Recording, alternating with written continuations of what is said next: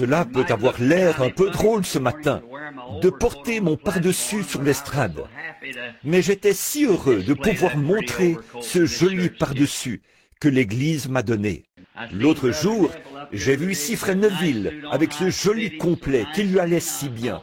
Et j'ai pensé, il lui allait si bien. Et l'Assemblée en parlait aussi. J'ai donc pensé, eh bien moi, je vais porter mon pardessus pour venir sur l'estrade. Vous savez, je crois que nous ne devenons jamais adultes. D'ailleurs, je ne veux pas devenir adulte. Qu'en pensez-vous, frère Luther? Non, nous ne voulons pas grandir. Nous voulons toujours rester des enfants.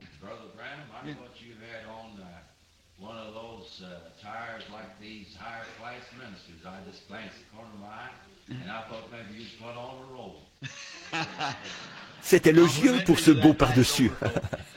Je dois dire que que j'en avais vraiment besoin.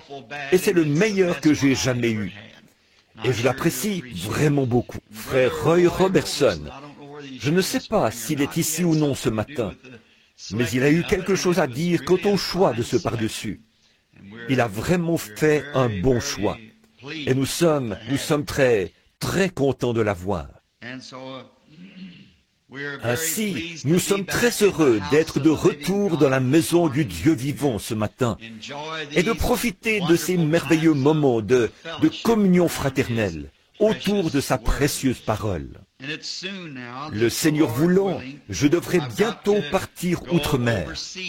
Vous avez dû voir dans La Voix, le journal des hommes d'affaires, que je vais partir outre-mer le mois prochain.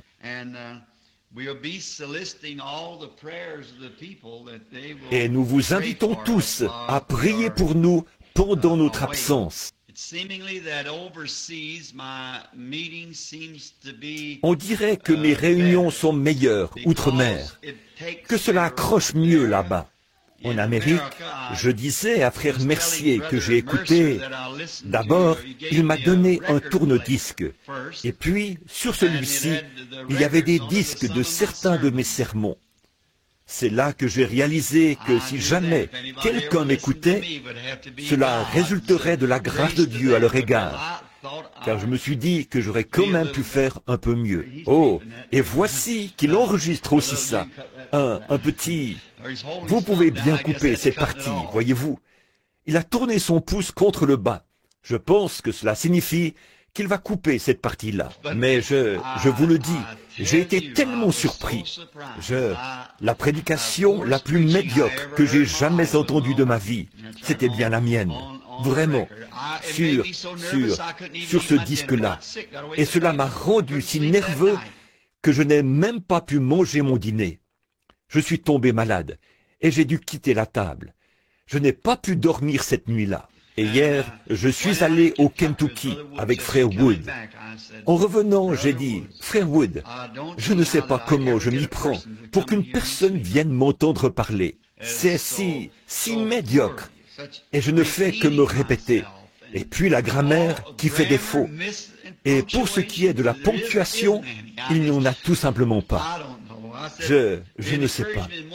J'ai dit, dans un certain sens, cela m'a encouragé. Parce que j'ai vu que Dieu doit être là derrière. Sinon, personne ne viendrait. C'est vrai. Alors que je parlais à frère Collins, je suppose qu'il est quelque part dans le bâtiment. Je lui ai dit, il est venu me trouver, et je lui en parlais. J'ai dit, frère Collins, en vérité, j'ai dit, il y a près de 30 ans que je suis prédicateur. Je devrais certainement savoir ce qu'est un sermon. Et j'ai dit, c'est le plus médiocre que j'ai jamais entendu. Lui-même est prédicateur méthodiste. Et son frère est un homme assez important dans la dénomination méthodiste. Et il a dit, eh bien, je vais vous dire, frère Branham, il se peut que votre ponctuation et que vos phrases ne se terminent pas comme il faut, et ainsi de suite. Mais avez-vous déjà pensé à cet homme qui a prêché le jour de la Pentecôte, qui ne savait même pas signer son nom, et qui s'appelait Pierre?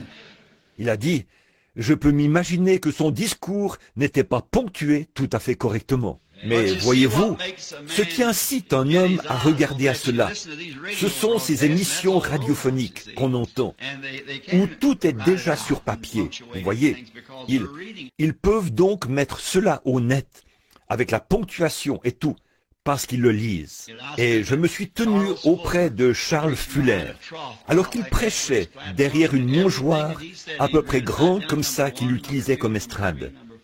Et tout ce qu'il a dit, il ne faisait que le lire. Point 1, point 2, point 3, point 4, et ainsi de suite, jusqu'à ce qu'il ait tout dit. Et cela était chronométré, déjà censuré pour la radio et tout. Pour ce qui est de Billy Graham, j'ai aussi vu ses prédications, et tout ce que lui et les autres font, c'est se tenir là et parler. Lisons simplement cela aussi vite que possible. Tout est déjà préparé. Je pense qu'à ce moment-là, vous pouvez avoir une ponctuation correcte. Mais le problème avec moi, c'est que je n'arriverai même pas à le lire. Si c'est moi qui l'écrivais, je suis sûr que je ne pourrais pas le relire. Ainsi, c'est sa grâce étonnante, n'est-ce pas, en voyant ce qu'il peut faire pour nous. Mais je suis reconnaissant de pouvoir commencer maintenant, de terminer une année et en recommencer une nouvelle. J'ai écouté une ligne de prière et je n'étais pas non plus satisfait de la ligne de prière en écoutant cela. C'est la première fois que je m'écoutais apporter un message et assurément j'ai été surpris. La ligne de prière ne va pas comme il faut. Et je pense qu'il viendra un temps où il faudra que les gens sachent tout en ce qui les concerne avant qu'ils croient. Dès le premier de l'an, je veux donc changer cela. Je commencerai simplement la ligne de prière. Et lorsque le Seigneur me parlera au sujet de quelqu'un, me disant que telle personne est en dehors de la ligne, ou que quelque chose ne va pas, c'est sur cette personne-là que je m'arrêterai. Les autres passeront sans s'arrêter. Autrement, on ne peut pas en faire passer suffisamment, voyez-vous. Les gens connaissent leur état. Ils savent qui ils sont et ce qu'ils ont fait. Mais s'il y a quelque chose en eux qui n'est pas tout à fait en accord avec Dieu, alors ce sera le moment de s'arrêter sur cette personne, voyez-vous, et de se dire, voici la personne en question. Ainsi, je crois qu'il y aura des modifications qui se feront, frère Léo, comme j'ai entendu cela. Et j'espère que Dieu nous viendra en aide dans l'année à venir. Je crois que ce soir, il y aura service ici au tabernacle. Et je dois être là-bas, sur la route 62, avec le frère Raddle, ce soir. J'ai cru comprendre qu'il y aura un service de longue veille ici. Frère Raddle m'avait invité à participer à son service de veille. Mais j'ai pensé que peut-être je reviendrai au tabernacle pour ce soir-là, étant donné que j'essaie toujours d'être au tabernacle la veille du Nouvel An. Je voulais donc revenir pour être ici avec les frères. Aussi ai-je fait un genre de compromis. Je serai avec le frère Raddle ce soir, là-bas sur la route 62, à l'ancien club 62, qu'on a transformé en église. Et mercredi soir, je reviendrai ici pour le service de longue veille. Puis jeudi, nous partirons pour Chicago et nous continuerons pour aller ensuite à Philadelphie et de là, outre-mer. Et ce matin, nous ne voulons pas vous retenir trop longtemps, parce que nous avons encore des entrevues et les services vont continuer. Oh, dites donc, depuis le dernier service de prière ici, je suis très reconnaissant des résultats qui sont ressortis du dernier service de prière. C'est vraiment merveilleux ce que le Seigneur peut faire lorsque son peuple s'assemble. Ceux qui sont, s'ils invoquent le nom du Seigneur, s'ils se rassemblent, je crois que c'est ainsi qu'il est écrit, et prient, alors Dieu les exaucera des cieux.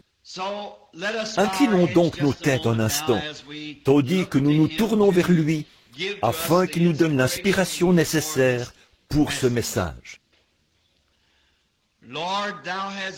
Seigneur, de génération en génération, tu as été notre refuge et notre force. Nos ancêtres, avant nous, se confiaient en toi, et ils n'étaient point confus. Ils ont cru en ton saint nom, et ils parurent comme des lumières brillantes. et nous considérons leur vie, parce que, comme le poète l'a dit, elles laissent des empreintes sur les sables du temps. Nos départs laissent derrière nous des empreintes de pas sur les sables du temps. Alors nous voyons que ceux qui se sont confiés en toi, à coup sûr, s'en sont bien sortis. Quoiqu'ils aient traversé bien des eaux profondes et de grandes épreuves et des persécutions, malgré tout, tu finissais toujours par les en faire sortir plus que vainqueurs, parce que c'est ce que ta parole promise a dit que tu ferais. Et notre prière aujourd'hui, c'est que tu veuilles bien bénir cette petite église, bénir son pasteur, notre brave frère Neville, ainsi que sa famille. Nous te demandons d'être avec lui au cours de cette nouvelle année, de l'oindre d'une façon plus grande encore, et de le bénir à tous égards. Accorde une pleine santé à sa famille, aux tout petits qui grandissent. Garde frère Neville robuste et en bonne santé. Bénis également cette Église et chacun de ses membres. Le conseil d'administration, combien nous les aimons. Ce sont vraiment de vaillants hommes de Dieu. Et le conseil des diacres, eux aussi sont tes vaillants serviteurs. Et tous les gens qui viennent ici, nous sommes reconnaissants pour eux, Seigneur. Cela réchauffe le cœur de voir que ce petit étang et ce petit carré de mauvaises herbes qui se trouvaient là au coin de la rue il y a bien des années ont été transformés en un phare pour le royaume de Dieu. Et je prie, ô Dieu, qu'il reste debout jusqu'à ce que Jésus revienne. Puissent beaucoup de nobles âmes qui se sont trouvées ici, Seigneur, apparaître en ce jour-là, lavés dans le sang de l'agneau. Accorde-le. Et Seigneur, comme nous ouvrons ta parole bénie ce matin, et que nous en tournons les pages pour y lire un texte, nous savons que toi seul peux en donner le contexte. Nous te prions donc, ô Dieu, d'oindre ta parole. Puisse-t-elle aller directement dans le cœur des gens et leur faire du bien. Fais que les incroyants deviennent des croyants. Fortifie les chrétiens et guéris les malades. Donne du courage aux découragés et reçois-en la gloire. Afin que cela puisse s'accomplir, Seigneur, circoncis les lèvres qui parleront et les oreilles qui écouteront, car nous le demandons au nom de Jésus. Amen. Announcing a little text that fell on my heart since last Sunday. Voici un petit sujet que j'ai à cœur depuis dimanche dernier. Je parlais des mages venus pour voir Jésus et de l'étoile qu'ils ont suivie depuis l'Orient. En étudiant cela, je suis tombé sur un passage de l'Écriture et, comme je n'ai pas pu être ici la veille de Noël à cause d'un service dans une prison, j'ai pensé parler aujourd'hui du sujet suivant. Pourquoi la petite Bethléem? Et je désire lire dans le livre du prophète Michée, l'un des petits prophètes, le verset 2 du chapitre 5. Nous y lisons ceci. But thou, Bethlehem Ephraim, though thou be little among the thousands of Judah, but yet out of thee Et shall toi, come Bethléem forth Ephrata, unto petite me entre les milliers de that Juda, he, mais de toi sortira pour moi the ruler, celui be the qui ruler dominera, in Israel, whose celui qui going dominera forth sur has Israël, been from et dont l'origine old, from remonte aux temps anciens, aux jours de l'éternité. I had a spot on the scripture there, so I couldn't make Il out y avait what the une word tache was. sur le verset. Voilà pourquoi je n'arrivais pas à déchiffrer ce mot. Of all of the places that is in Palestine and there is so many great cities and its localities, cities that are seemingly much more de tous les endroits qu'il y a en Palestine, alors qu'il y a tant de grandes villes tout autour, des villes bien mieux connues, semble-t-il, d'après l'histoire, mieux fortifiées et plus importantes. Pourquoi Dieu choisirait-il la petite Bethléem pour y faire naître son fils?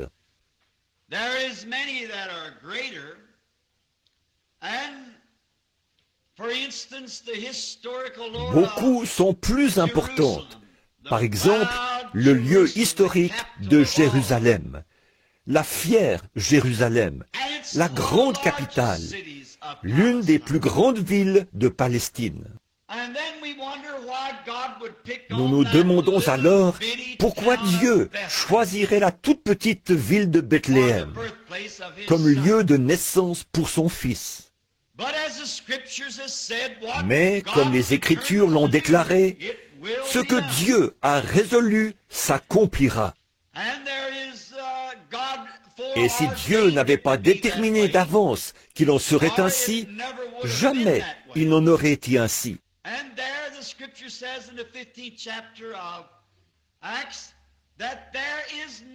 Et l'Écriture dit aussi, au chapitre 15 des Actes, que rien n'arrive par hasard.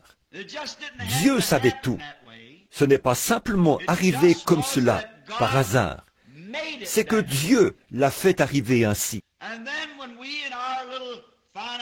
Et puis, nous, avec notre petite intelligence limitée, nous nous mettons à réfléchir. Pourquoi le grand roi du ciel choisirait-il un petit endroit comme celui-là, au lieu de la capitale? Au lieu de... Il y avait même bien des endroits dont le passé spirituel était supérieur à celui de Bethléem.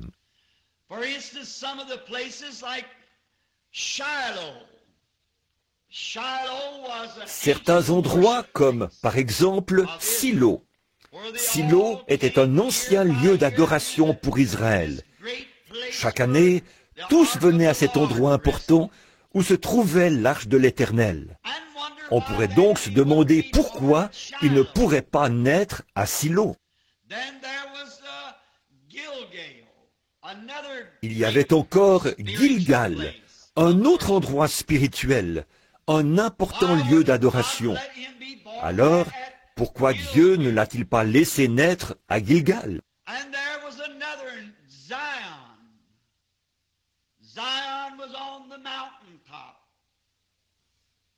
Il y en avait un autre appelé Sion. Sion, sur le sommet de la montagne. Et alors nous nous demandons pourquoi Jésus n'est pas né dans Sion, qui avait été reconnu historiquement comme un lieu où Dieu, d'âge en âge, avait béni son peuple. Il semble qu'il aurait peut-être pu choisir Sion, ou Gilgal, ou Silo, ou bien un des autres endroits illustres où il y avait eu de grandes bénédictions et de grands enseignements. Et il y avait d'autres villes célèbres, comme par exemple Hébron. C'était l'endroit où pouvait aller l'homme qui cherchait une ville de refuge, un lieu sûr. Ramoth, en Galade, était un autre de ces endroits de refuge, où les gens pouvaient venir, ce qui en faisait un endroit fort approprié comme lieu de sa naissance. Et peut-être que, si moi j'y avais réfléchi, je l'aurais amené à Kadès Barnéa, car là se trouvait le siège du jugement, de même qu'un endroit de refuge. Peut-être l'aurais-je amené dans cette région-là, pour qu'elle lui serve de lieu de naissance, ou peut-être aurions-nous choisi l'une ou l'autre des autres villes.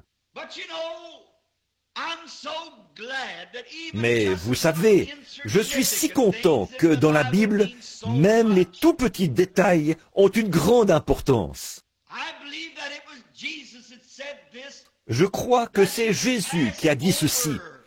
Vous négligez, ou plutôt, vous faites ce qui est plus important dans la loi, mais vous négligez les petites choses.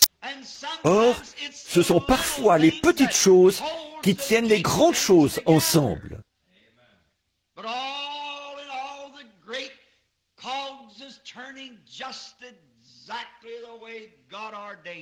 Mais, tout considéré, les grands rouages s'engrainent exactement comme Dieu l'a voulu. Jamais un seul ne fera défaut. Dieu a prédestiné toutes choses et tout doit se placer exactement comme prévu. Alors, quand notre foi en arrive là et que nous nous mettons à penser, qui donc est derrière tout cela? Quel est le ressort principal qui fait tourner cette grande économie de Dieu? Nous découvrons que c'est le Saint-Esprit. Il n'a pas été remis entre les mains de l'homme de faire les choses, mais entre les mains du Saint-Esprit. Il est le ressort principal. Et s'il peut réunir les autres instruments, tout fonctionnera parfaitement et indiquera l'heure exacte de Dieu. Nous voyons cela. Et cela nous porte à réfléchir lorsque nous considérons ces grandes choses et comment nous voudrions qu'elles soient.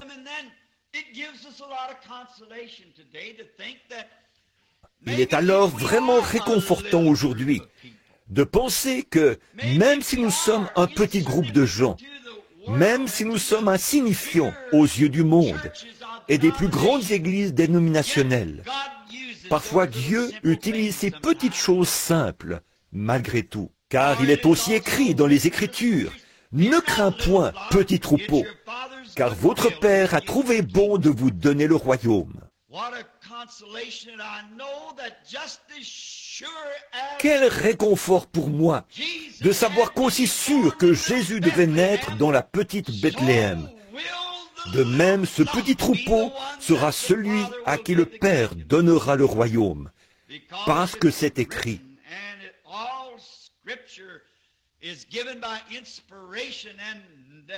Et que toute écriture est inspirée, et que les écritures ne peuvent être anéanties. Elles doivent s'accomplir. Nous avons donc l'espoir de savoir que c'est un petit troupeau qui recevra le royaume, un fidèle petit troupeau de croyants. J'espère être l'un de ces troupeaux, ou être dans ce petit troupeau, devrais-je dire. Et puis, nous connaissons l'histoire.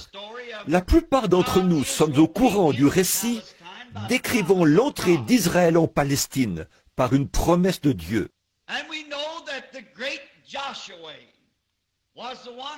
Nous savons que le grand Josué fut celui qui assigna à chaque tribu sa part. Et alors, certainement que si nous avions le temps de rester sur ce sujet d'ici à 6 heures ce soir, et d'examiner ces choses dans l'ordre pour en faire ressortir toute la signification. Mais cela ne nous est pas possible, car nous n'avons que 30 ou 40 minutes. Nous ne pourrons donc toucher que les points principaux, espérant que le Saint-Esprit placera, pour vous qui lisez la Bible, le reste dans votre cœur au fur et à mesure que nous avançons. Saviez-vous que ces portions, telles que Josué les a assignées, là en Palestine, ont été données par inspiration? Et les mères israélites de ces patriarches, lorsque le bébé était en train de sortir, qu'elles étaient là dans les douleurs, en train d'accoucher de leur enfant, elles ont prononcé l'endroit précis où ces patriarches s'établiraient et se trouveraient dans les derniers jours. Vous parlez d'inspiration. Cette Bible est inspirée. Peu importe combien petit, chaque petit passage de l'Écriture a une place tellement importante dans la grande image.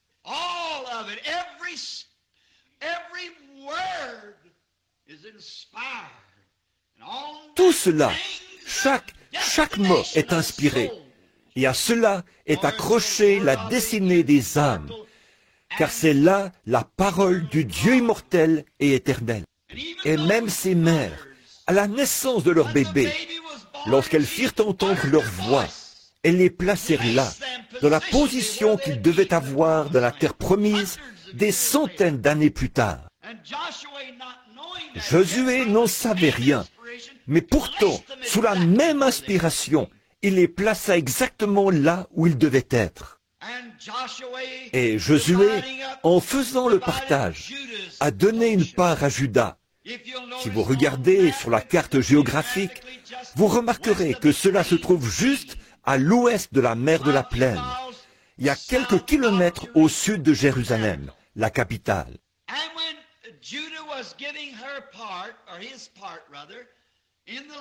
Et lorsque Juda a reçu sa part dans le pays, nous pourrions l'appeler sa province.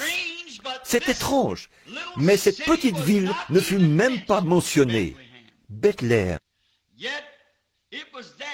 Pourtant, elle se trouvait là, parce que Abraham, ou je crois que c'est Rebecca, qui fut ensevelie à cet endroit-là. Mais cela ne devait être qu'un tout petit village, parce que, si vous lisez dans Josué 5, vous verrez qu'il y avait 115 villes principales qui appartenaient à Juda, sans compter les villages et les toutes petites villes. 115 villes sont mentionnées.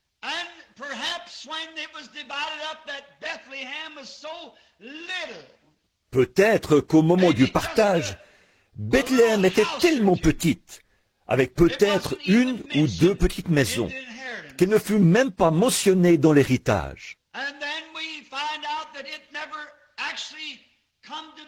Et puis, nous voyons qu'en fait, elle n'a jamais été connue. Le fils de Caleb est celui qui l'a fondée. Il s'appelait Salma. C'est lui qui en était le fondateur. La Bible dit qu'il en était le père, c'est-à-dire qu'il était le fondateur de Bethléem. Autrement dit, il est probablement allé s'installer là-bas et y a ouvert des commerces. Et les échanges commerciaux ont contribué à son développement. Nous découvrirons la véritable raison pour laquelle, plus tard, le pays tout entier fut jaloux de ce petit coin de pays, qui s'étendait vers le nord et vers l'est, et qui descendait un peu en pente vers le sud, formant une sorte d'éperon.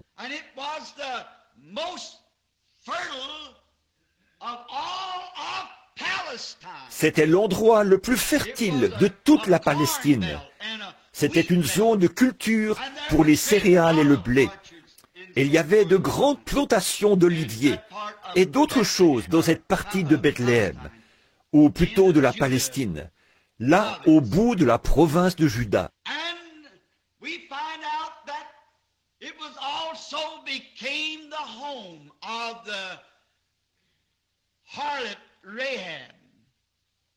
Nous découvrons que la prostituée Rahab est également allée s'installer là-bas. Après qu'Israël eut franchi le Jourdain, qui marquait la frontière de la Palestine, nous connaissons l'histoire de Rahab, la prostituée. Représentons-nous-la quelques instants ce matin, comme une jeune femme, une belle jeune femme, qui, à cause d'un malheur survenu dans sa vie, avait été contrainte, étant elle-même païenne, avait été contrainte de mener la vie qu'elle avait. Et souvent les gens sont contraints d'avoir la vie qu'ils ont. L'autre soir, je suis allé au pénitencier, voir un homme qui purgeait une peine. Je l'ai pris par la main et je lui ai parlé.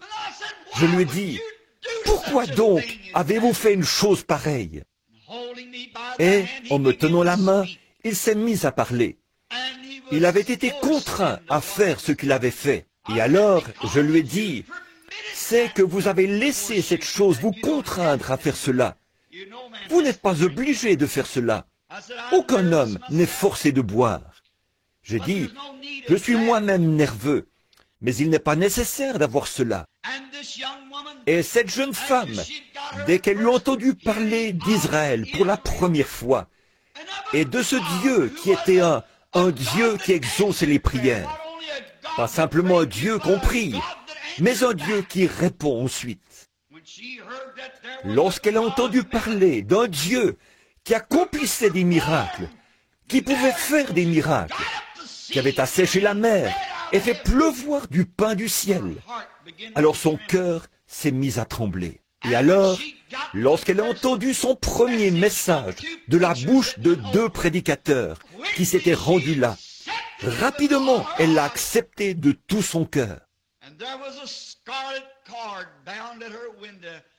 Et un fil cramoisi fut attaché à sa fenêtre pour servir de protection à sa maison, parce qu'elle avait reçu le message. Je pourrais ajouter quelque chose ici. Saviez-vous qu'elle était un type de l'Église des nations? Elle faisait partie des nations, et elle était un type de l'Église des nations.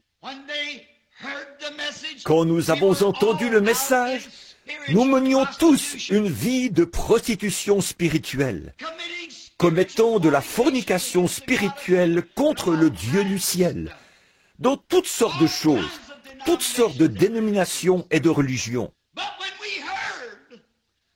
Mais lorsque nous avons entendu dire qu'il y avait un Dieu qui vivait toujours et qui pouvait accomplir des miracles, rapidement, nous avons reçu le message. Et c'est à ce moment-là qu'a été appliqué le sang du Seigneur Jésus, ce que représentait le cordon de fil cramoisi. Et sans aller trop dans le détail, vous savez qu'elle l'a suspendu à sa fenêtre à la vue de tous. Le sang était exposé publiquement. C'est ainsi que le sang doit être exposé, publiquement, suspendu au mur extérieur, pour montrer que quelque chose s'est passé à l'intérieur. Il en est de même pour le véritable croyant en Christ ce matin. À l'extérieur se trouve, bien en vue, le sang du Seigneur Jésus, ce qui démontre que quelque chose s'est passé à l'intérieur. Et de ce fait, quand la colère a été déversée et que les trompettes ont commencé à sonner, Dieu a regardé d'en haut et a vu ce cordon de fil cramoisi, suspendu là en commémoration. Il s'est toujours plu à passer par-dessus le sang. Lorsque je verrai le sang, je passerai par-dessus vous. Il l'a vu. Et au moment de la secousse, lorsque le Saint-Esprit a fait gronder la terre et crouler ces murs d'environ 6 mètres d'épaisseur, pas une seule pierre n'est tombée de l'endroit où était attaché ce fil. Cela montre la protection d'un Dieu véritable vis-à-vis d'un croyant véritable. Peu importe dans quel état vous êtes lorsqu'il vous trouve, vous n'avez qu'à accepter ce cordon cramoisi. Il est tissé au travers de la Bible. Nous voyons ensuite qu'après avoir été recueillie, comme si elle était une Israélite, elle est tombée amoureuse d'un homme qui était un capitaine et un prince en Juda. Il était capitaine des armées israélites. Il s'appelait Salmon, comme le roi Salomon. Il était donc capitaine, et elle eut une idylle avec ce capitaine, qui était prince de Juda, et elle finit par l'épouser. Et lorsque la distribution des biens fut réglée pour les Israélites, son mari bien-aimé et elle s'établirent à Bethléem. Maintenant, vous commencez à y voir clair, n'est-ce pas? Voyez-vous, cela commence à s'éclaircir quand nous voyons qu'elle a vécu à Bethléem. Elle, une épouse des nations unie à un juif. Pourquoi? Parce qu'elle a cru en un Dieu qui accomplissait des miracles.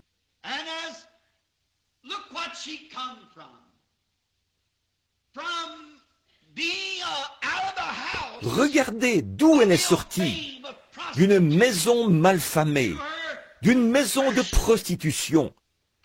Par sa conversion et par sa foi immuable en Dieu, elle est passée d'une maison de prostituées à une belle maison à Bethléem. Quelle différence! C'est ce qui se passe pour chacun d'entre nous. D'une maison d'incrédulité, de frustration, d'actes immoraux et tout, à une place une position en Christ qui est des plus belles. Du ridicule au sublime. Voilà la différence que cela fait grâce à notre conversion. Et avez-vous remarqué qu'elle a épousé un prince de la maison de Juda, un capitaine. Ce capitaine représentait Christ, qui s'est choisi une épouse parmi les nations, passant de la place la plus basse à la principale et à la meilleure du pays.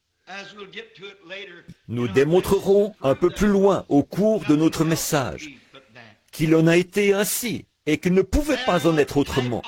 C'était là un type de l'Église des nations. Et nous voyons qu'ils ont eu une jolie maison à Bethléem, étant donné que Salmon l'avait fondée et qu'elle allait devenir un endroit important avec ses bonnes terres fertiles.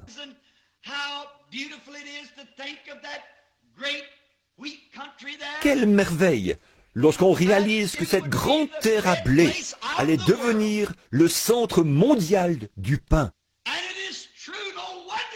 Et c'est vrai, ce n'est pas étonnant que Jésus ait dû naître là. C'est parce qu'il était le pain de vie. Toutes les nations venaient y chercher leur blé. Toutes les nations venaient y chercher leur grain. Car c'était là, à Bethléem, qu'il y avait toute cette terre fertile.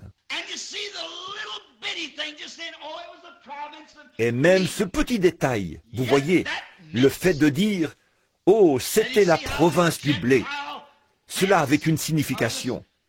Et vous voyez ce prince des nations, ou ce prince juif, prendre une épouse des nations et la conduire là, à Bethléem, pour s'y établir.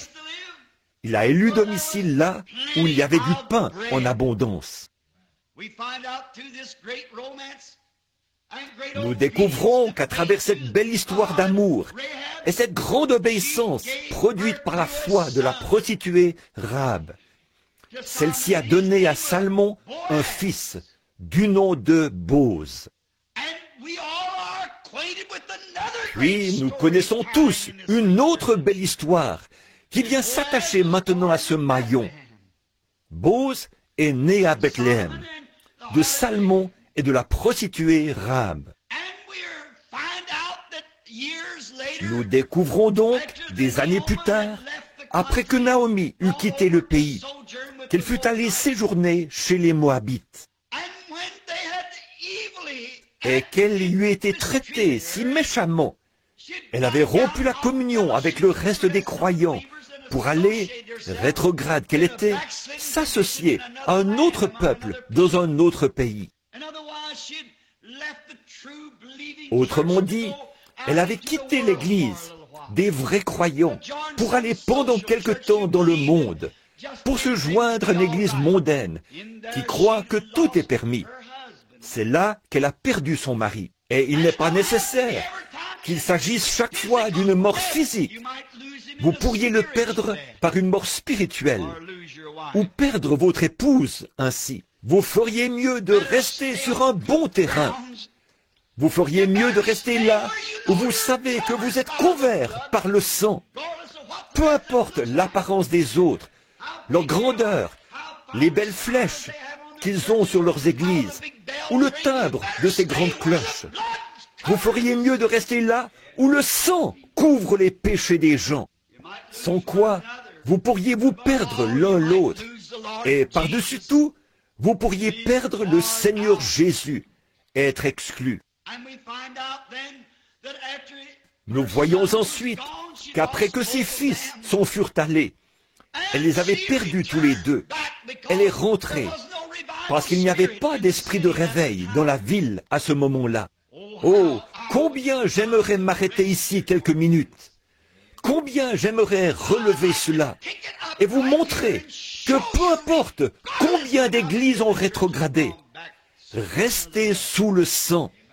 Voilà l'endroit où il faut demeurer, dedans ou dehors, en haut ou en bas, par vents ou marées, où que ce soit, restez sous le sang. Cependant, Naomi a pensé qu'il serait préférable d'aller se joindre à un autre groupe, étant donné qu'ils avaient des problèmes, que le pain spirituel n'était pas là.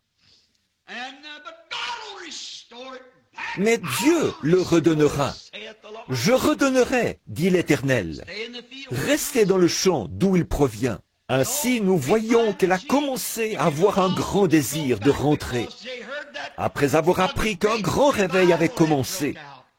Et vous remarquerez que Naomi est retournée pendant la saison des orges, comme la Bible dit, juste au temps de la moisson. En d'autres termes, alors qu'un grand réveil battait son plein, si on l'applique spirituellement, elle est retournée précisément en cette saison-là.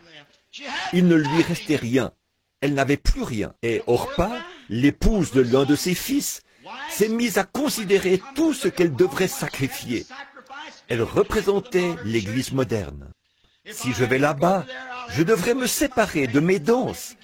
Je devrais abandonner mes moments de plaisir et mes réunions mondaines. Alors elle pleura, embrassa sa belle-mère et s'en retourna. Mais voici une belle image. Il y en avait une autre avec elle, du nom de Ruth, une autre belle-fille, qui était encore un type de l'épouse des nations. Elle embrassa sa belle-mère et dit, « Je vais tout abandonner. Je pars avec toi. Que ton peuple soit mon peuple.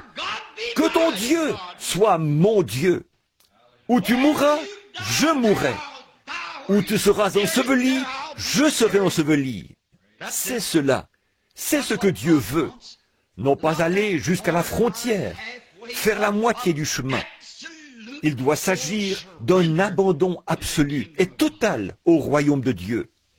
Elle l'embrassa. Et Naomi, pour la décourager, lui dit, « Tu ferais mieux de retourner vers ton peuple. Je suis âgée et il n'y a plus de fils en moi. » La loi déclarait qu'elle devait attendre un fils. Elle dit, « Mais il n'y en a plus en moi. Et même si j'avais un mari et que j'ai ensuite un fils, tu serais alors trop âgé pour l'épouser. Donc retourne vers ton peuple. » Mais Ruth dit, « Je ne retournerai pas. » Une foi enracinée, fondée, une foi parfaite était entrée dans le cœur de Ruth. Elle dit, « Je vais avec toi. » Et elle s'attacha à elle, et se cramponna à elle. « Je serai là où toi tu seras. » J'aime cela. Nous connaissons la suite de l'histoire. Nous savons que ce grand Bose, qui était le maître de la moisson, s'occupait de la moisson à ce moment-là, et qu'il était un parent de Naomi.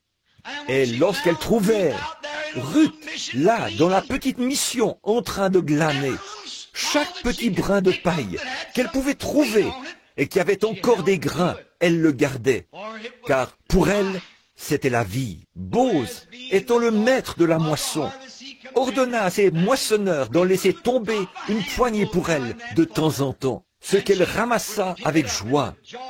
Ce jour-là, elle bâtit ce qu'elle avait glané, et on récupéra un grand tablier tout plein. Et lorsque Bose sortit, lui le maître de la moisson, et qu'il regarda Ruth et vit sa fidélité, il tomba amoureux d'elle.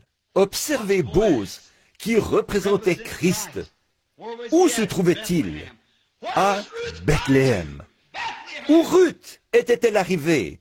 À Bethléem. Où glanait-elle? À Bethléem. Pouvez-vous voir toute la portée spirituelle de ceci? Le cadre dans lequel se déroule cette grande scène? Dieu connaissait tout cela depuis le début.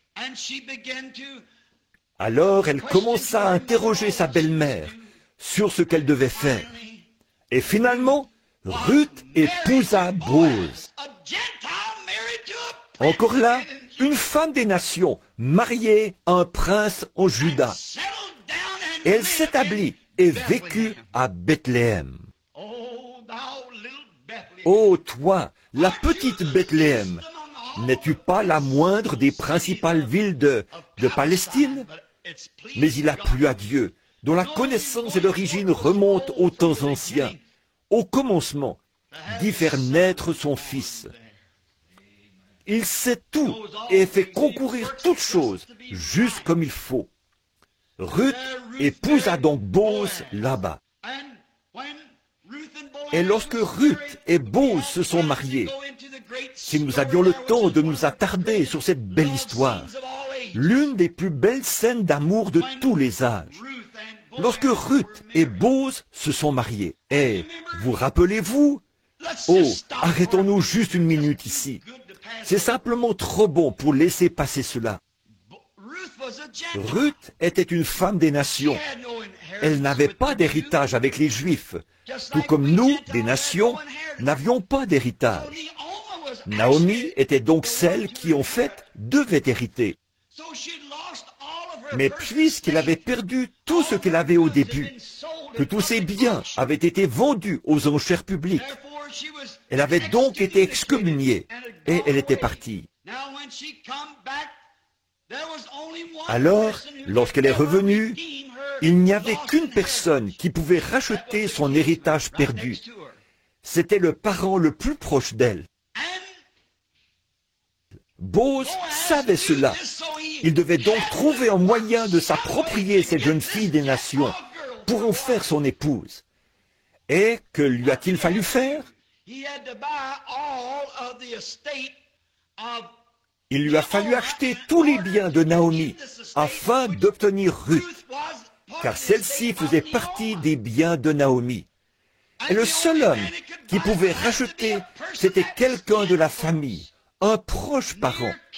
C'était là la loi de la rédemption. Et le seul moyen pour Christ de racheter la possession d'Israël rétrograde, c'était d'en devenir un parent. Et la seule façon pour Dieu de racheter la race humaine, c'était que Dieu lui-même devienne chair. Et Jésus était Dieu qui s'est fait parent de la race humaine. Il était Emmanuel. Il est devenu parent. Il a pris sur lui, non pas la forme d'un ange, mais la forme d'un serviteur qui a lavé les pieds et vécu. Et les renards avaient des tanières, les oiseaux du ciel avaient des nids, mais lui n'avait même pas un endroit où reposer sa tête.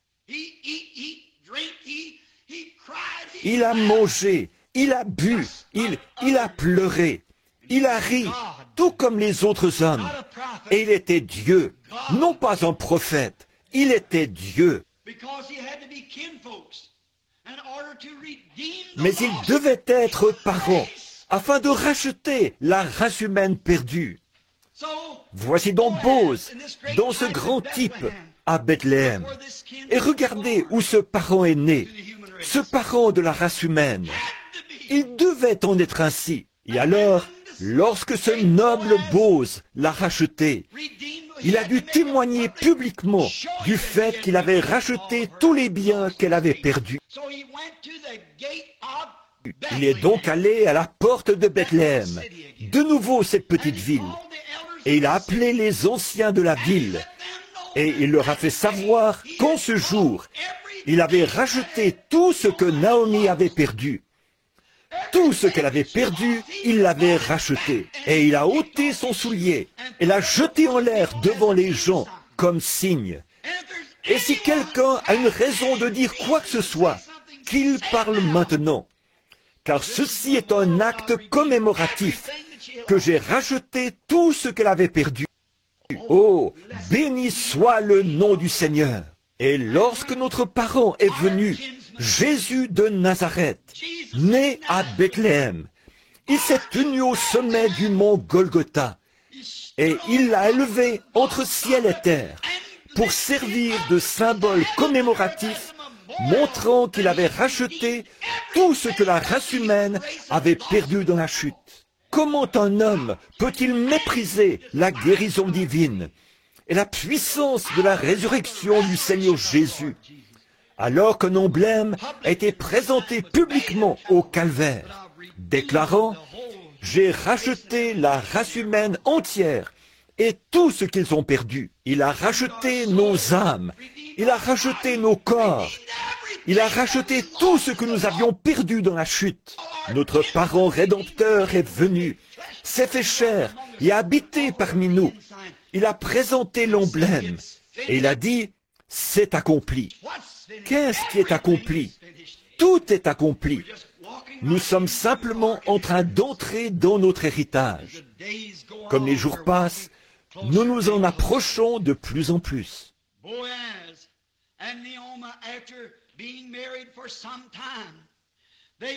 Boaz et Naomi, ils étaient mariés depuis un bout de temps, quand leur est né un fils qui a encore ajouté à la lignée, Obed, et lui aussi a engendré son fils, lequel s'appelait Isaïe.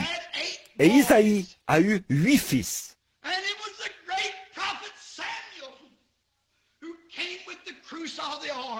Et le grand prophète Samuel est celui qui est venu avec la corne d'huile. Ce grand prophète est allé vers Isaïe et a dit, « Dieu a choisi l'un de tes fils pour diriger et servir mon peuple. » Et c'était là derrière, dans les champs, dans un petit enclos où se tiennent les bergers, que l'on fit chercher un petit garçon au teint coloré, maigre d'apparence, David, le plus jeune. Et Samuel a versé sur lui l'huile d'onction, en présence de tous ses frères et de tous ceux qui étaient là, prouvant que Dieu l'avait oint pour roi. Et où était-ce? À Bethléem. Gloire à Dieu dans les lieux très hauts. Ce n'est pas étonnant. À Bethléem, c'est là qu'il a été oint pour roi. C'est à Bethléem qu'est né David. Et son plus grand fils, Jésus, devait aussi naître à Bethléem, parce qu'il y avait un lien si étroit entre les deux, son père et son fils. Ce grand-fils n'était pas seulement le fils, mais il était aussi le rejeton et la postérité de David. Il était même avant David et il serait après David. Il était d'éternité en éternité. Mais selon la chair et conformément à toutes les choses qui devaient s'accomplir, il était le fils de David. Il devait naître des années plus tard dans cette même Bethléem, cette petite ville abandonnée. Mais pendant tout ce temps, l'avez-vous remarqué? Il y avait là un grand mystère puissant à l'œuvre que personne ne semblait comprendre. Il en est de même dans la Bethléem de Dieu aujourd'hui. Il y a un signe mystère qui est à l'œuvre et que personne ne semble comprendre. Cela passe au-dessus de la tête des gens. Ils n'ont pas l'air de saisir. Peu importe ce qui est fait ou ce qui est dit. Et la partie mystérieuse de ce qui est fait, les gens regardent et disent « Oh, je pense que c'est en règle ».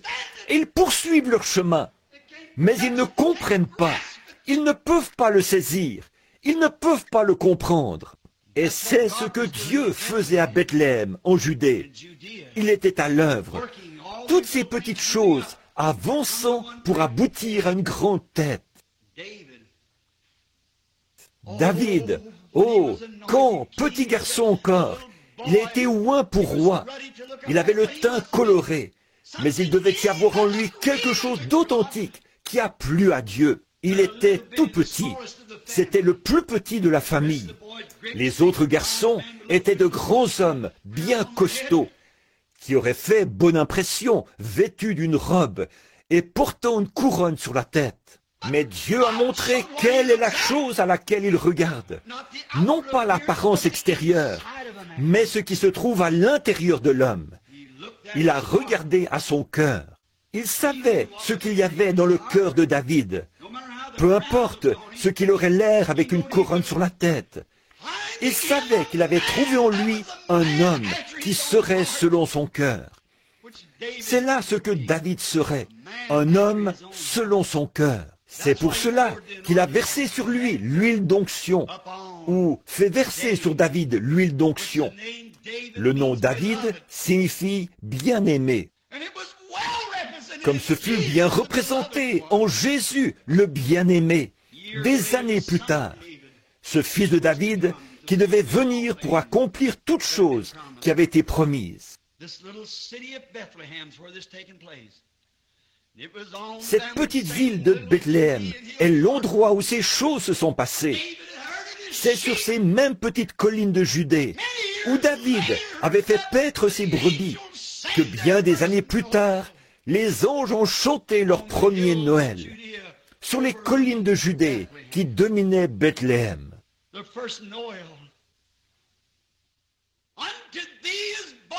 Le premier Noël, dans la ville de David, il vous est né Christ le Seigneur.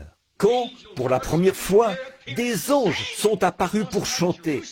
Ils ne sont pas venus à Jérusalem, dans la grande église, pas plus qu'ils ne sont venus à Gilgal. Ils ne sont pas venus à Silo non plus, qui avait été tout ce temps-là le lieu du culte religieux dénominationnel. Mais ils sont venus dans la petite Bethléem, où l'Esprit de Dieu avait agi d'une façon mystérieuse et avait produit quelque chose. C'est là qu'ils sont venus.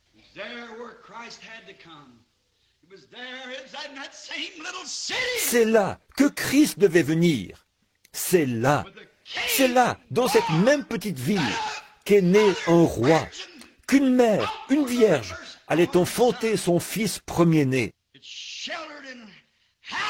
Dans sa petite forteresse fut abrité et logé le roi des rois et le seigneur des seigneurs. Non seulement Samuel est venu verser l'huile d'onction, mais Dieu l'a répandue sur lui et sur le monde. Christ le Seigneur. Les anges ont proclamé sa venue et ont chanté aux bergers qui, sur le flanc de la colline, avaient suivi David le roi bien des années auparavant. Voyez-vous le mystère de Dieu et combien il est grand? Il est né dans cette importante région où l'on cultivait le blé. Or, le blé fait partie des éléments de base pour le maintien de la vie. Et il était le pain de vie. Je suis le pain de vie. Celui qui mange ma chair et boit mon sang a la vie éternelle et ne mourra jamais, ni ne viendra en jugement. Mais il est passé de la mort à la vie. Bethléem, le nom Beth-El, B-E-T-H, Beth. Beth en hébreu signifie maison. Et El est l'abréviation d'Elohim. Elohim veut dire Dieu. B-E-T-H, Beth, et elle, c'est Elohim, c'est-à-dire Dieu, la maison de Dieu, où est déposé le pain de vie. Et elle, H-E-M, terminez ce mot et ramenez votre L avec votre E. Cela signifie une miche de pain en hébreu. El-M. Et elle, c'est Dieu, Elohim. B-E-T-H, c'est pain. Ou B-E-T-H, c'est maison. Et elle, c'est Elohim abrégé. Et alors, et elle, hem, c'est pain. Qu'était-il? La maison du pain de Dieu. La maison du pain de Dieu. Maison, Beth, Elohim, Dieu. El, hem, pain.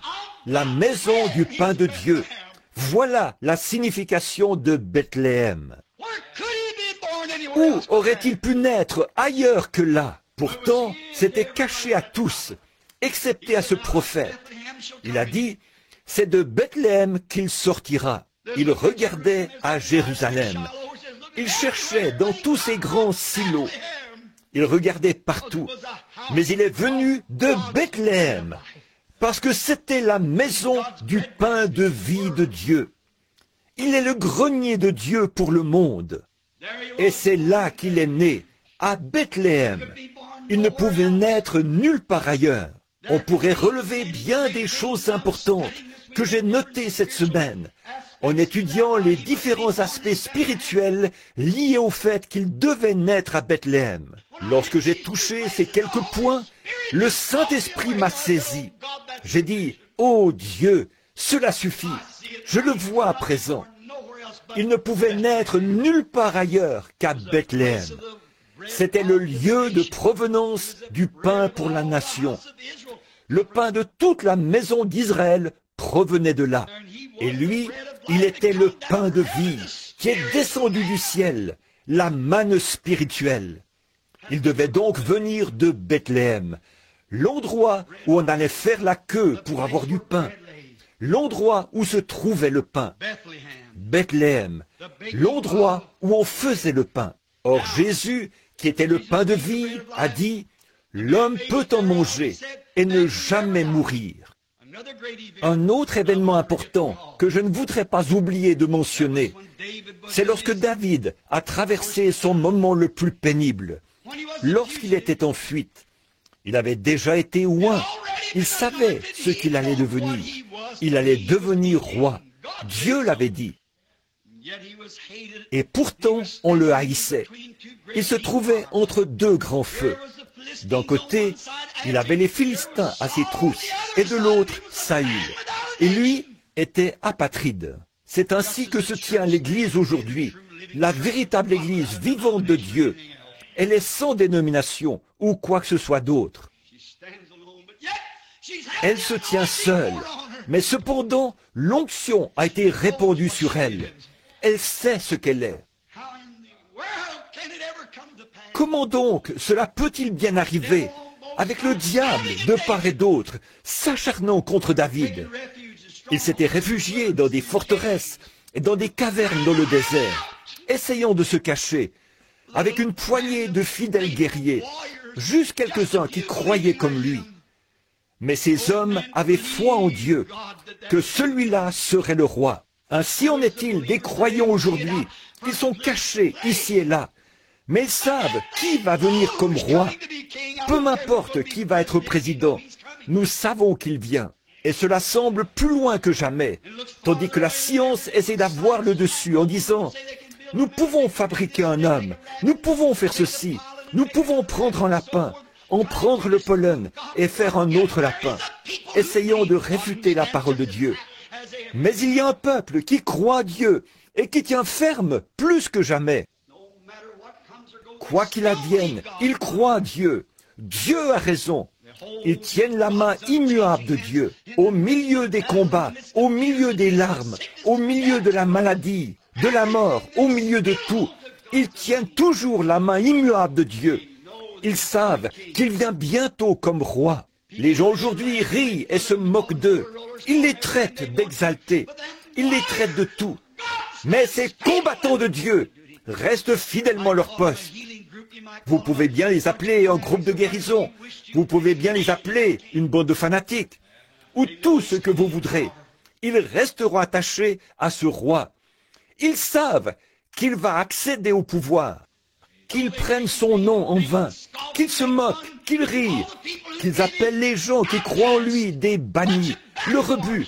Cela ne les dérange pas le moins du monde.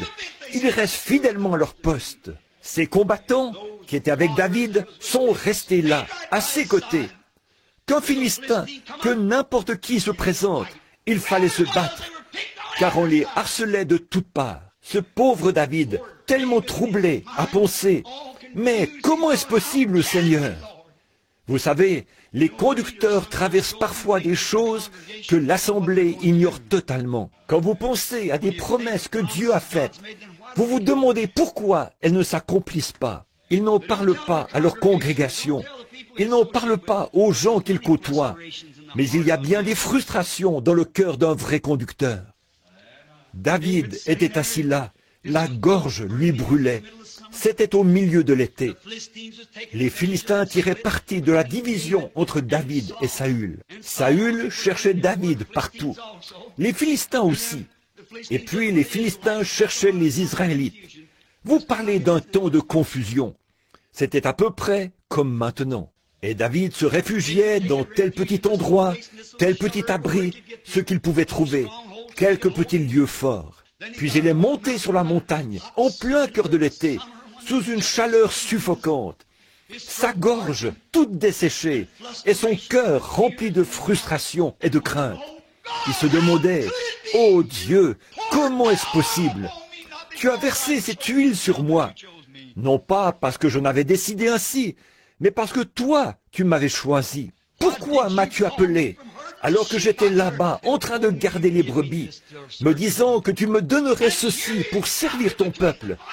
Et voici que tu m'as conduit au beau milieu de la bagarre. » De telles pensées traversaient son cœur. Il s'est assis sur la colline, et du haut de la colline, il a regardé. Les Philistins étaient entrés et avaient placé une garnison à Bethléem, le lieu même de sa demeure. Sa petite ville était donc tombée aux mains de l'ennemi. Et avec elle, la maison de son père, la maison d'Isaïe, était en esclavage, sous la coupe des Philistins. Sa propre nation et sa propre église étaient contre lui. D'une part, il combattait l'ennemi. De l'autre, il combattait les gens de l'église. Non pas qu'il le voulût, mais il y était forcé. Très souvent, nous sommes forcés de faire certaines choses et de dire des choses que nous ne voulons pas dire. Un vrai conducteur spirituel est contraint de le faire. Il doit prendre position et montrer ses couleurs. Je prendrai le chemin avec le petit nombre des méprisés qui suivent le Seigneur, comme l'a dit le compositeur. Il était donc là, en cette chaude journée, et sans doute il faisait les 100 pas en regardant en direction de cette longue vallée. Cela faisait environ 40 kilomètres, aller et retour pour aller jusque-là. De ce côté-là se trouvait la maison de son père, réduite en esclavage par les Philistins. De l'autre côté se trouvait Saül. Et voilà que celui-ci vient se mettre en plein milieu, parce qu'il avait pris position. Quel moment terrible! Israël était complètement divisé.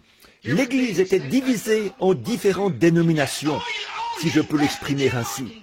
Et voici David, qui se tenait de ce côté-ci, ne sachant que faire. Et cependant, sachant que sur lui reposait l'onction.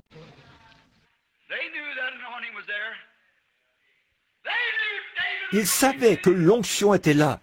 Il savait que David allait être roi. Alléluia! Nous savons qui va être roi. Peu importe qui va être président. Je sais qui va être roi. Il sera roi. Et je sais qu'il n'est pas facile de prendre position. Mais, ô Dieu, aide-moi à fermer mes yeux aux dénominations et à tout le reste, et à fixer mon regard sur ce que je vois là-bas, dans le spirituel. Il est le roi qui vient. C'est lui que je servirai. S'il me faut mourir, alors laissez-moi mourir. Si cela me coûte ma famille, mes bien-aimés, ma dénomination, si cela me coûte tout ce que j'ai, laissez-moi le servir. Je resterai avec lui. Voilà les combattants de Dieu, tels que ceux qui étaient avec David. Ils marchaient, la main constamment sur leur épée. C'est ainsi que les combattants de Dieu marchent.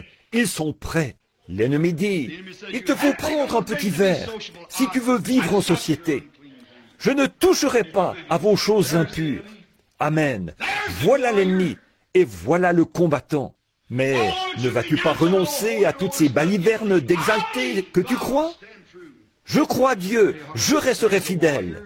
Voilà, voilà les combattants. Oh, tu veux dire, mais la guérison divine n'existe pas. C'est ce que tu penses, mais moi, je sais à quoi m'en tenir. Le baptême du Saint-Esprit n'existe pas. Ces jours-là appartiennent au passé. C'est ce que tu penses, mais je l'ai déjà reçu. Tu arrives simplement un peu trop tard pour m'en parler. Il savait que l'onction reposait sur ce jeune homme au teint coloré. Il savait qu'il allait être roi. Mais David, dans son esprit, était frustré. Je peux imaginer cela. Observons-le une minute. Il se rend là et s'assoit.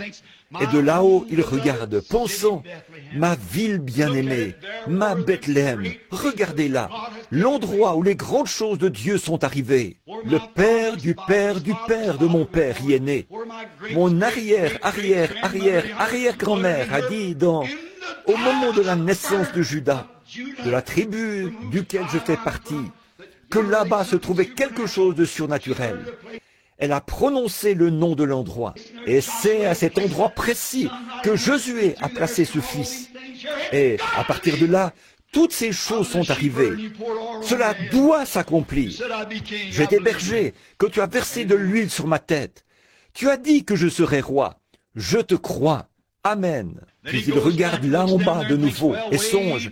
Eh bien, tout là-bas, dans ma petite ville, là où je suis né, ce petit groupe auquel j'appartenais, c'était le bon vieux temps. Les méthodistes auraient avantage à faire un retour en arrière, à leur bon vieux temps, lorsqu'ils étaient peu nombreux et se réunissaient dans des petites écoles, ici en Amérique, et qu'ils tombaient sous la puissance de Dieu et se jetaient de l'eau sur le visage. Et vous, les baptistes, feriez mieux de vous rappeler d'où vous êtes venus. Les autres aussi, vous, les pentecôtistes, souvenez-vous donc d'où vous êtes venus. C'est vrai. Voici que, dans le feu du combat, David se met à penser. Oh, je me rappelle ces nuits où je couchais là-bas sur le flanc de la colline. Je me rappelle lorsque j'observais les étoiles se déplacer dans le firmament et que Dieu parlait à mon cœur de petit garçon.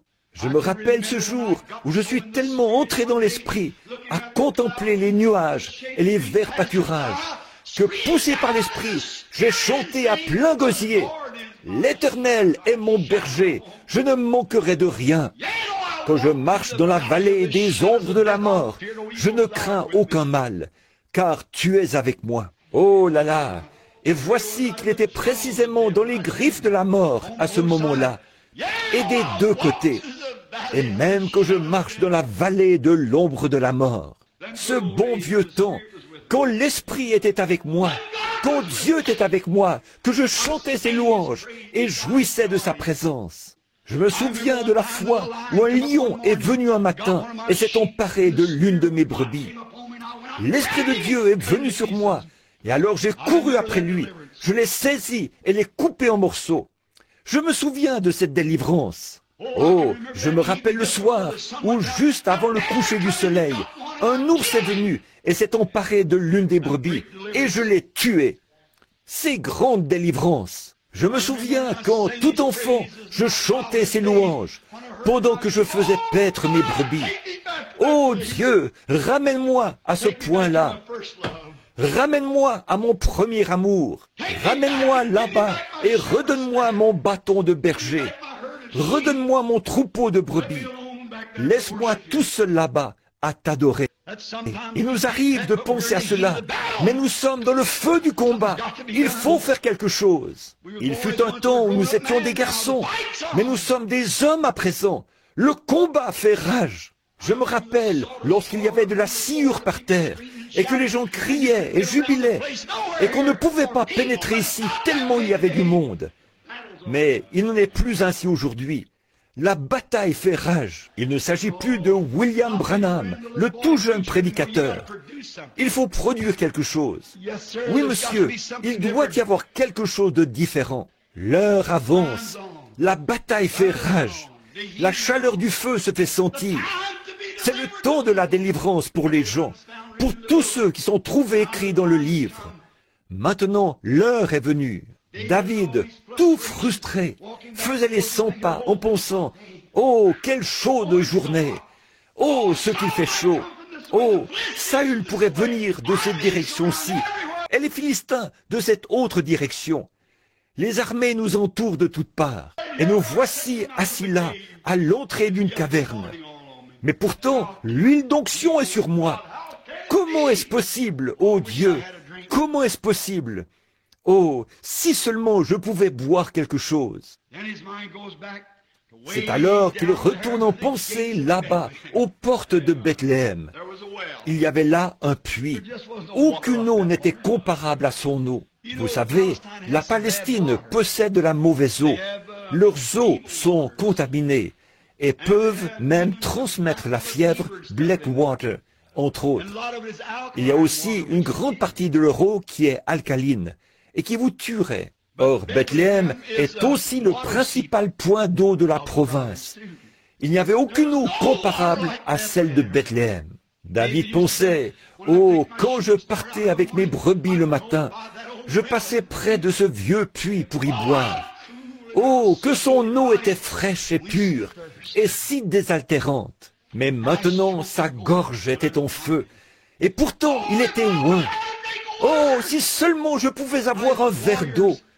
Et alors ces guerriers, dans son désespoir, il s'est écrié, « Oh, si seulement quelqu'un pouvait m'apporter à boire de ce vieux puits, là-bas, à Bethléem. » Oh, après avoir rêvé au jour de son enfance et à ses victoires, il se voyait maintenant dans cet endroit, pris entre deux feux.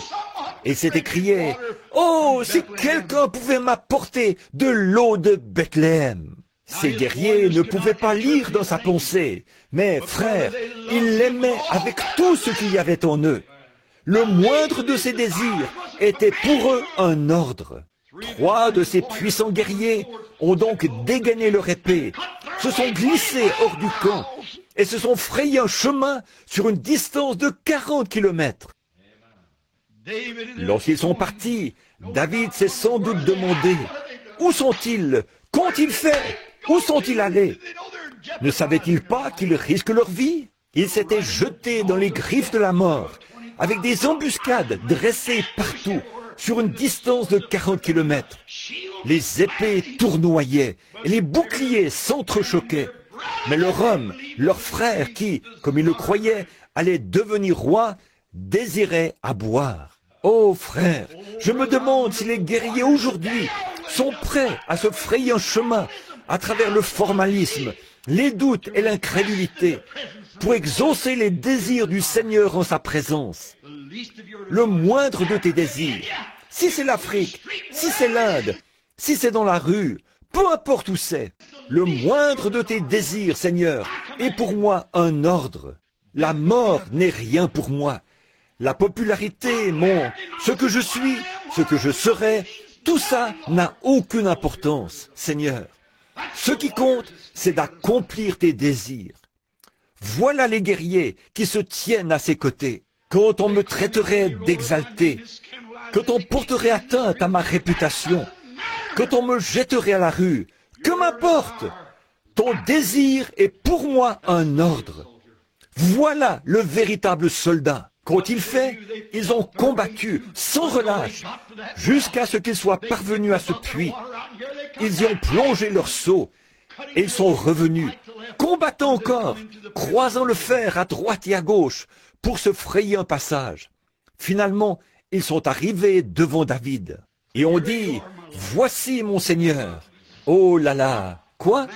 Un homme qui était tombé en disgrâce, un homme qui était haï de l'Église, un homme qui était haï du roi, un homme qui était haï des Philistins, un homme qui était haï presque de toutes parts, excepté du petit groupe qui le suivait. Eux savaient qu'il était le roi qui allait bientôt venir. Je sais qu'aujourd'hui nous chantons de beaux chants, nous bâtissons de magnifiques églises, nous avons de beaux cantiques et tout. Nous le louons ainsi. Seulement Jésus a dit, « Mais votre cœur est éloigné de moi, car vous enseignez des préceptes qui sont des commandements d'hommes. » Que le Saint-Esprit vienne et fasse quelque chose dans l'Église, montrant la présence de Jésus-Christ, et ils vous jetteront dehors. C'est en vain que vous m'honorez. Ils adorent, mais c'est en vain que vous le faites, en enseignant comme doctrine des traditions d'hommes. Mais il y a des combattants qui croient en lui. Il y a des combattants qui se tiennent à ses côtés avec une compréhension spirituelle, comme il y en avait là-bas dans la petite Bethléem. Assurément. David a pris ce seau d'eau, l'a regardé, et la Bible dit qu'il l'a répandu par terre. Il a dit, « Seigneur, loin de moi la pensée de boire cela, parce que tes guerriers ont risqué leur vie pour aller là-bas et pour m'apporter cette eau. C'est là le sang des hommes. Je ne peux pas le faire. Et cette eau pure, pour laquelle ils avaient risqué leur vie, en franchissant les lignes ennemies et en se rendant là-bas. David l'a répandu par terre, comme offrande volontaire au Seigneur. Ce n'était pas un geste mesquin, c'était simplement pour accomplir les Écritures. Parce que, bien que Jésus de Bethléem soit le pain de vie, il est aussi l'eau de la vie, assurément. Qu'a-t-il fait? Il était représenté à la fois en David et en ses guerriers, parce qu'il était le roi, et il était le guerrier qui est venu et s'est frayé un passage à travers les lignes de l'ennemi. Amen. Il a conquis la mort, l'enfer et la tombe. Il a répandu son propre sang, afin que s'accomplisse Jean 3, 16. Car Dieu a tant aimé le monde qu'il a donné son Fils unique, afin que quiconque croit en lui ne périsse point, mais qu'il ait la vie éternelle. Ce n'est pas l'eau qui représentait cela qu'il a donné, mais lui-même était cette eau. Autrement, c'était la mort, pour qu'un peuple qui périssait ait la vie. Comment l'a-t-il fait? Par son propre sang, en le répandant, non pas en le renversant, ce serait un accident, mais il l'a répandu librement au calvaire, après qu'il eut fait une percée à travers toutes les lignes de l'ennemi. Alors, il a répandu son sang avec sa vie, afin qu'il puisse être le grenier pour le monde, et la fontaine remplie de sang, tirée des veines d'Emmanuel. Et les pécheurs plongés sous ce flot perdent toute marque de culpabilité. Voilà pourquoi il est né à Bethléem. Voilà pourquoi il devait y venir. Parce que c'était le centre pour le pain de vie. C'était aussi le centre pour l'eau. Quelle sorte d'eau? Les eaux de la vie. Et en Jésus se trouvait à la fois le pain de vie et les eaux de la vie. Par conséquent, il devait venir et naître à Bethléem. Toi, Bethléem de Judée, n'es-tu pas le moindre de tous les grands princes? Tu n'es qu'un simple petit prédicateur. Tu es simplement un petit. Mais de toi sortira celui qui dominera, et dont l'origine remonte aux temps anciens. Et il existe depuis toujours, et d'éternité en éternité. Voilà pourquoi il est né à Bethléem en Judée. Cela lui a servi de berceau. Et mon frère, l'endroit où il veut avoir son berceau aujourd'hui, c'est dans votre être, dans votre propre cœur, afin qu'il puisse manifester par vous les eaux de la vie, un peuple qui périt, et le pain de vie, un peuple affamé. Il est le pain et l'eau de la vie. Les deux choses essentielles à la subsistance de l'homme sont le pain et l'eau. Sa promesse est certaine. Inclinons nos têtes un instant.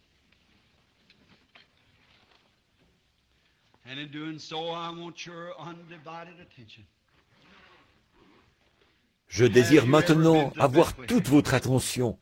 Dites-moi ce matin, êtes-vous déjà allé à Bethléem?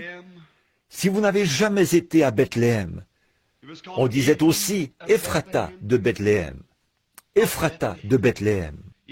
Ephrata signifie racine. Cela vient du mot H-E-M-P, hemp, ce qui signifie racine.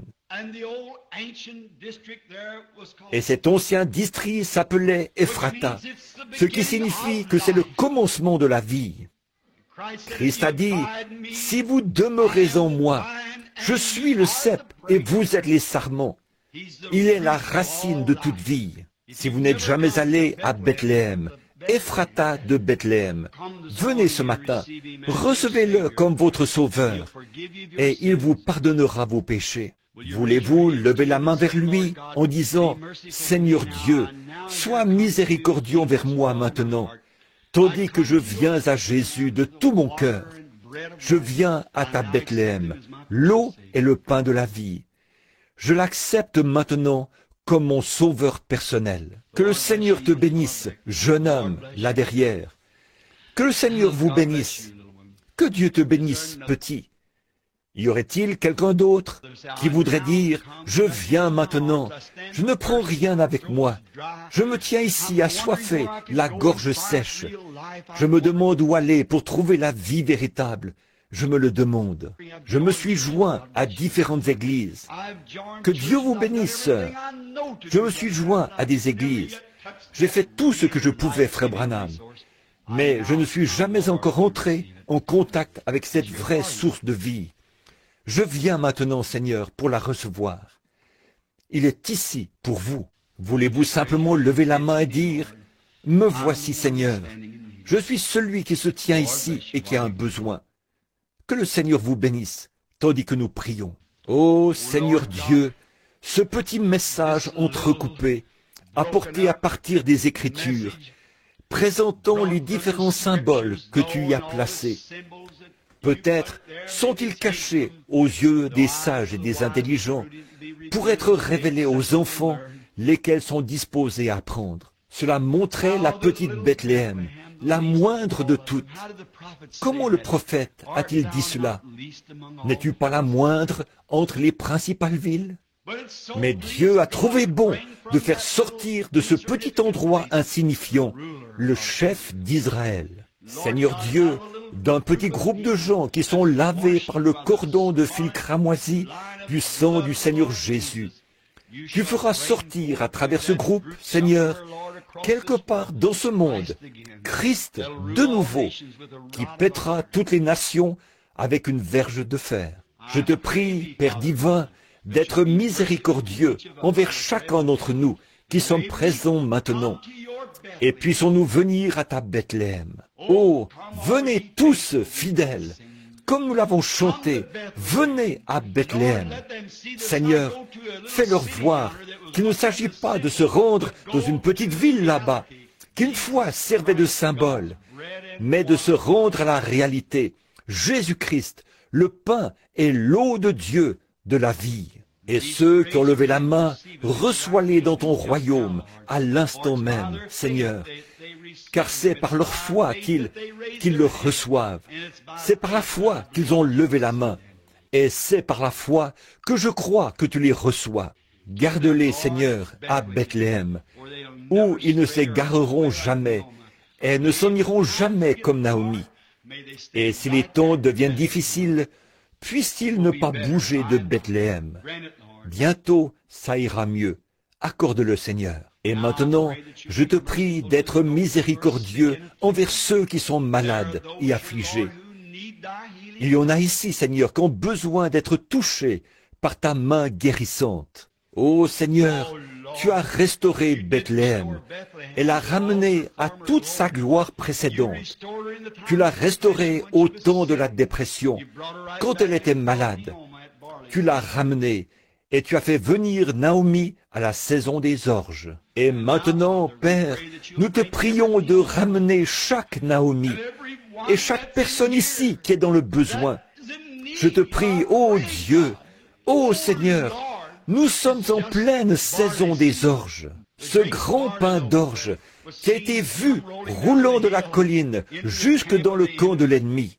Je te prie, ô Dieu, d'amener ce grand pain d'orge dans le bâtiment maintenant et qu'il serve d'expiation pour les maladies des gens, aussi bien que pour le péché, et guéris chaque personne qui se trouve dans la présence divine. Je sens, Seigneur, peut-être n'est-ce qu'une impression personnelle, mais je sens que tu es prêt. Je sens ta proximité. Maintenant, ici, je crois que tu es ici. Je ne dis pas ceci à cause des gens. Ô toi qui connais le cœur de l'homme, je prie, Seigneur, qu'il puisse, d'une façon ou d'une autre, saisir la vision ce matin comme ces guerriers.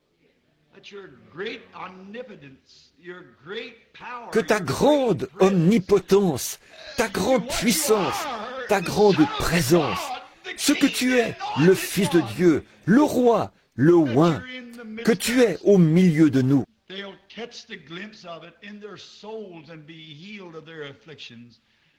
Qu'ils puissent entrevoir cela dans leur âme, être guéris de leurs afflictions.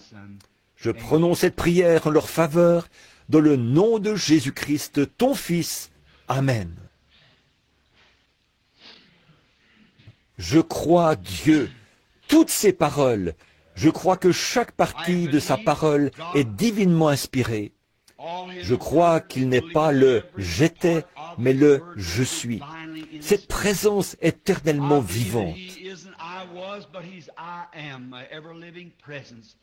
Je crois qu'ici maintenant, au milieu des gens, vous qui avez levé la main, trouvez-vous une église, soyez baptisés dans le nom de Jésus-Christ, invoquant Dieu pour que vos péchés soient lavés et croyant que son prochain retour qu'il va apparaître dans sa seconde venue.